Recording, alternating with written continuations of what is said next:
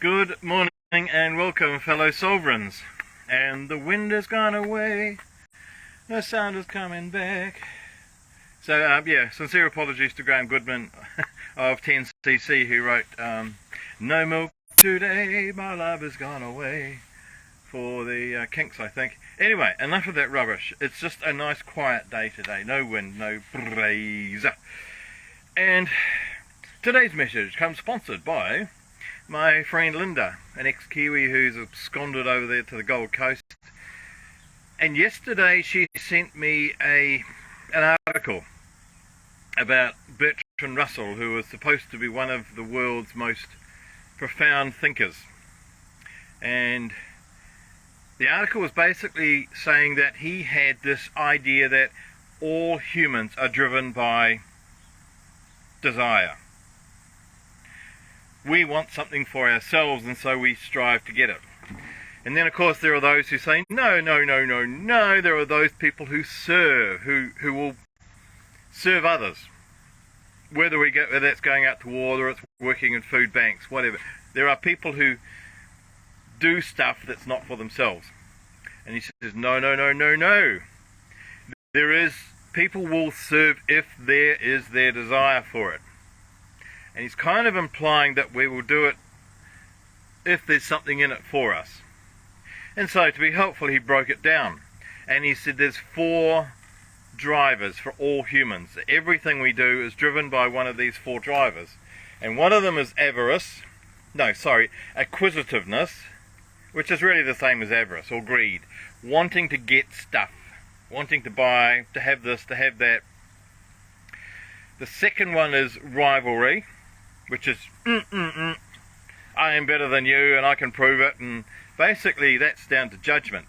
And we're all looking at everybody else who's, what do they say, the grass is greener on the other side of the fence. But that's only because somebody watered it. So there's acquisitiveness, rivalry. Vanity is the third driver, so we're all vain.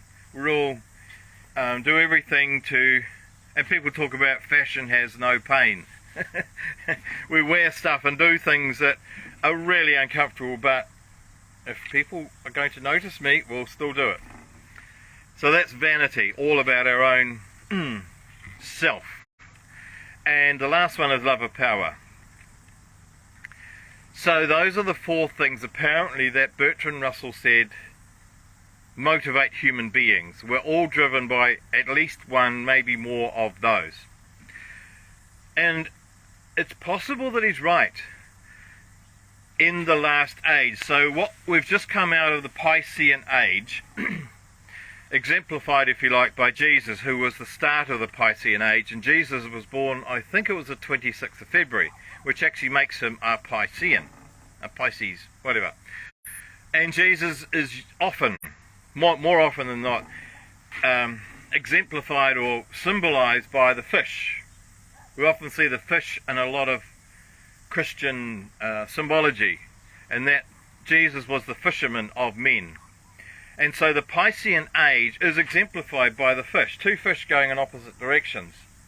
And in the Piscean Age we got our identity from comparing ourselves with others. So we're going past other fish and looking at them and going, oh, they've got that, I want that, or they look like that, or they look happy, or they look... So what have they got? So our biggest driver was about comparing ourselves to others. And my identity came from, how am I compared to the rest of the world? How am I compared to that person? Do I have as much money? Do I have as much happiness? Do I have as many love affairs? Do I have this kind of job? Do I have this compared to everybody else? And that was the Piscean symbol, perfect symbol of comparison. And we're floating past and looking at every other fish. So that was kind of our driver. However, we've now moved into the Aquarian Age. And the Aquarian is the giver of, just the giver. And there's no need for recompense, no need for payment. The Piscean just gives because that's what they feel like doing. And the main driver of the Piscean Age, apparently, is that we get our identity from how much we give, how much we provide to others, what sucker we get. Is that the word? S-U-C-C-O-U-R, not C-K-E-R. Sucker. Beneficence. What our identity. Who am I in this world is defined by how much I give and how much other people benefit by my being here. So before it was about how do I compare myself with others, now it's about how much am I giving. And I think if the thousands of, if you like, free groups of people who have stepped up in the last 3 or 4 years to give to others for absolutely nothing. And I know on the Gold Coast I was there, and there was a lot of groups. There was a couple of really major ones, who just provided information about the common law stuff that was going on, and how the politicians and the police and that were all abusing their powers and giving people information about true laws of the land and where they all came from, and the fact that, you know, we don't actually have governments of countries anymore. They're all CEOs of companies. So New Zealand is a company, Australia is a company, and all of that sort of stuff. And so those people that I know just gave and gave and gave, and they would set up huge meetings, weekly meetings, and gave and gave and gave. And I was looking at a video yesterday or the day before. So there's a New Zealand guy who's based in Tauranga, and he's gone over to the Hawke's Bay to help out. So he runs a mental health organisation, what do you call it? A non-profit organisation to help people anywhere in the world, and he's linked up with other ones as well. So they've formed this amazing global network of professional counsellors who give their time for nothing to people who need help. And that, again, arose from all of this COVID lockdown stuff. So being locked down has almost set the Aquarian Age on fire, because so many people have stepped up, often from their own homes, on their own computer, setting up amazing networks and information just said information information times 2, all sorts of ways of helping other people with no thought of what am I getting out of this. Their beingness, their sense of identity, if you like, or their driver, as Bertrand Russell might say, their driver was, how am I serving my community? How am I serving individuals? And we know this with the Australian fires, where in general the authorities did not step up. Most of it was done by volunteers. The same with the Lismore floods and the other floods. The authorities backed away, and it was left to the individuals, the residents and others who went down there. Some of us went down and helped out the clean-up. And the same that's going on now with both the Auckland flood and the Hawke's Bay flood. The authorities have stepped away. They're there in a very, let's say, a facade of helping. The real work is being done by individuals who are either residents or thousands of others have flooded in with their help, providing aeroplanes and food and trucks, and everything, medical help.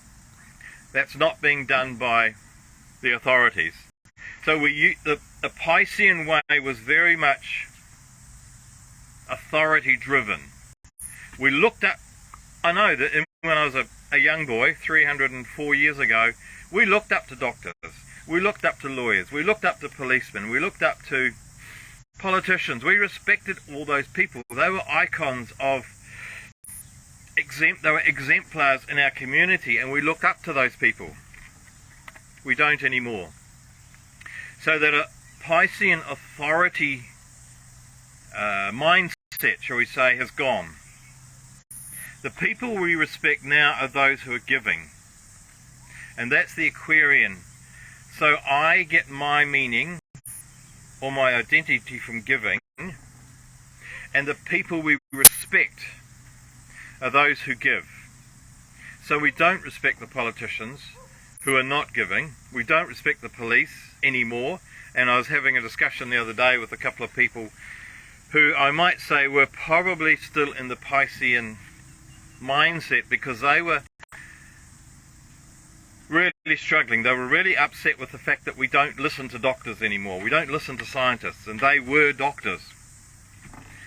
And they found it really, and find it really difficult, that we don't listen to these people who are telling us that we must get jabbed because it's for our own good, and we must do this, we must do that, because these authorities are out there saving us. And it's very difficult for a Piscean, if you like, to engage in those kind of conversations. One generally says very little.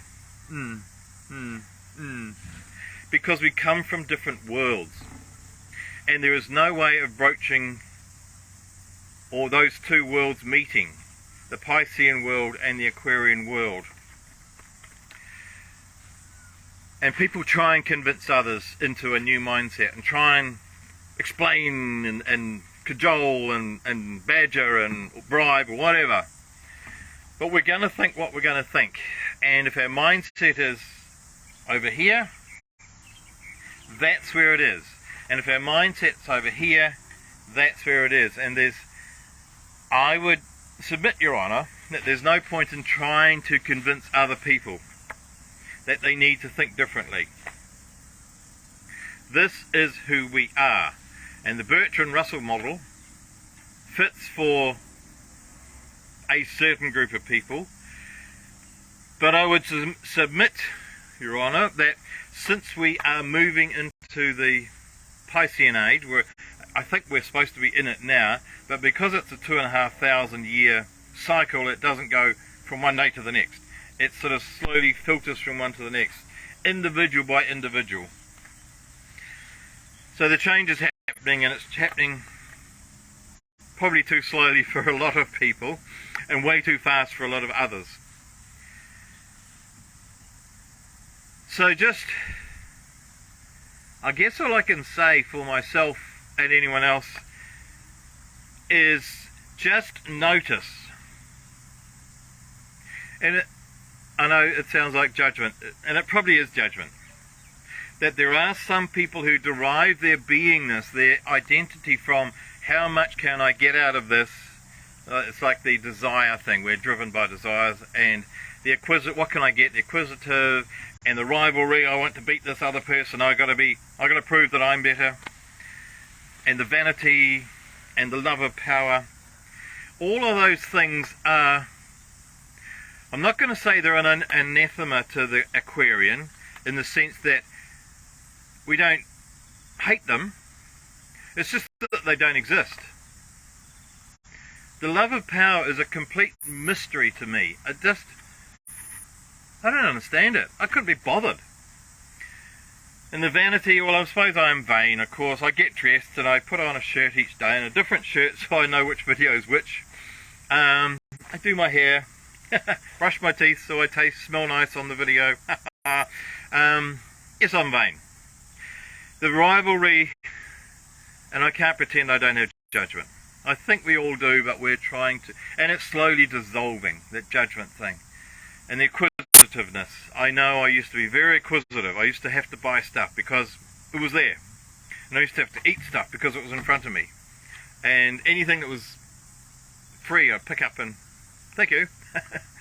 Now, somehow that's dissolving. So it's not like it's a bad thing, or a thing to be fought, or a thing to be railed against, or what compared against. It's just dissolving. It's just not existing. So I find myself being with people who don't have a love of power. It's just not a thing. It's, I don't know, it's something we might write about in some fantasy novel, the love of power. And the acquisitiveness, the rivalry, the vanity, the kind of people as I change my environment. And the people I now associate with are more what I would call Aquarian, that they derive their sense of identity of who they are from what they can give and how they can make this planet a better place, how they can help other people, how they can be nice to animals, be nice to the trees. How can we give, how can we give, how can we give? And that seems to be, and there's no kind of thought of money involved. Money's kind of, oh whatever, it's out there, some kind of parallel universe. So I think it's just sometimes helpful to look at what's going on, and we can sense ourselves in that path of Piscean to Aquarian and see where we're at and see where we've come from. Maybe we have been more acquisitive, more vain, more power hungry, and what was the other one? More competitive. And maybe we've changed now. Maybe we have moved to the new mindset, I suppose it is. The new spirit is a better word somehow, because it's not sort of like a choosing to think this way, it's just how it is, almost without choice. So I wish you a day of observation, a day of inner reflection of yourself and others, and I bless you and all who sail in her.